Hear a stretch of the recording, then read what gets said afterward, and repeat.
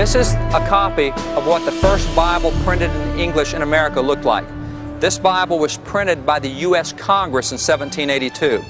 In the records, it says that this Bible was, quote, a neat edition of the Holy Scriptures for the use of our schools, end quote.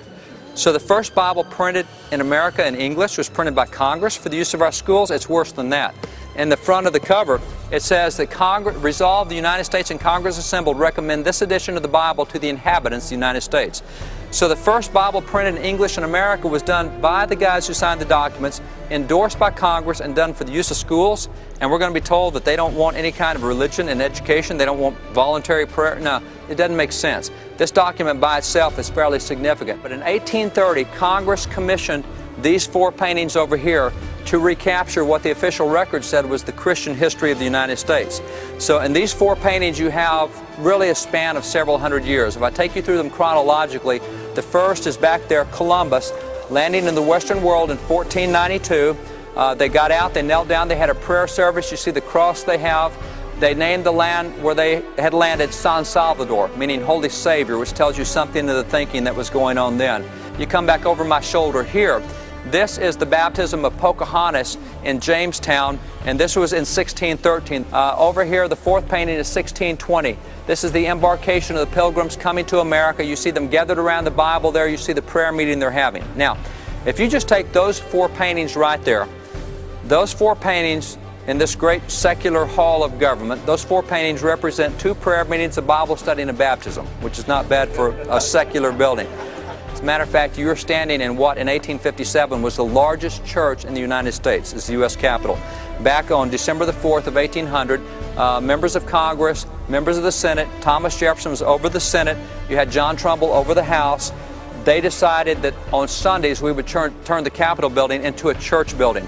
And starting on Sunday, we started having services in the Capitol. Now, 6 weeks after that, Thomas Jefferson became President of the United States.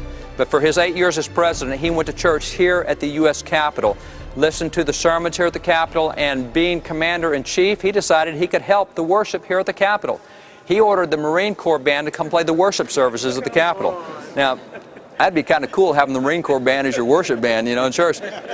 That church went for the better part of a century, and by 1857 there were 2,000 people a week that went to church in the hall of the House of Representatives.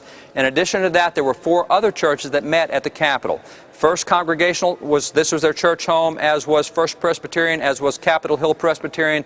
Churches met here. There was nothing secular or seen to be secular about this building until the last 30, 40, 50 years. I'm revived. I feel different. I feel that I'll go home and know how to pray. Last night we walked around the Capitol. I spent more time crying and weeping listening to Brother David as he spoke about our government and the documents that he held up. And I said, Lord, well, how can I be used? The David Barton tour of the Capitol, that was awesome. It was enlightening. It was awesome. There was so much that I didn't know. It opened up our eyes where the media will only give you one side, but we got to see what America was built on. And even though we knew it, we got to see in depth. And just the information that he gave us, it blew my mind. Though I've lived in the general area for over 20 years now, I'd never been inside the Capitol before. I'm within 2.5 hours of the Capitol. And David, the leader, was just phenomenal. So one of the highlights for me was going to the Capitol building and getting some history about what's been going on as far as how this nation was started. And we've been lied to, and that's the honest to God truth. And just and knowing that I'm a little angry about it, and I'm at a point of getting the education that I need. You see the statue to the left of the door over there, that white marble statue? That is President James A. Garfield. President Garfield was one of the young major generals in the Civil War. He was a war hero. He became Speaker of the House. He became the 20th President of the United States. And by the way, that man founded Howard University. General O.O. Howard took it over after he founded it. Just a really cool guy. But what we never hear about that President of the United States is that he was a minister during the Second Great Awakening. This is actually one of his letters, signed James A. Garfield, 1858. In this letter, President Garfield recounts that he had just finished preaching a revival service where that he preached the gospel 19 times in the revival. He says as a result of his preaching, he said that 34 folks came to Christ and he baptized 31 of them. Now that doesn't seem like a typical presidential activity today. That's what we used to do with presidents in the past. Again, you'd walk through, you'd see that statue, you'd think, oh, there's a president. You'd never think there's a minister. We've so compartmentalized Christianity in such a small box that we don't realize our military leaders, our ministers, our educators, our presidents used to be ministers. That's why I say about 1/4 of these statues are ministers of the gospel.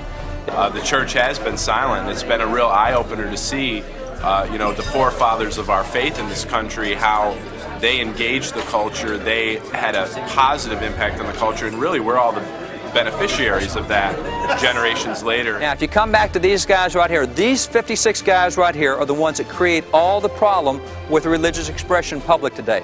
You see, every time we go into a public setting on a court case, and what's happened is we've all been trained to recognize the two least religious founding fathers. We can all find Jefferson and Franklin, and everybody else was just like them. Really?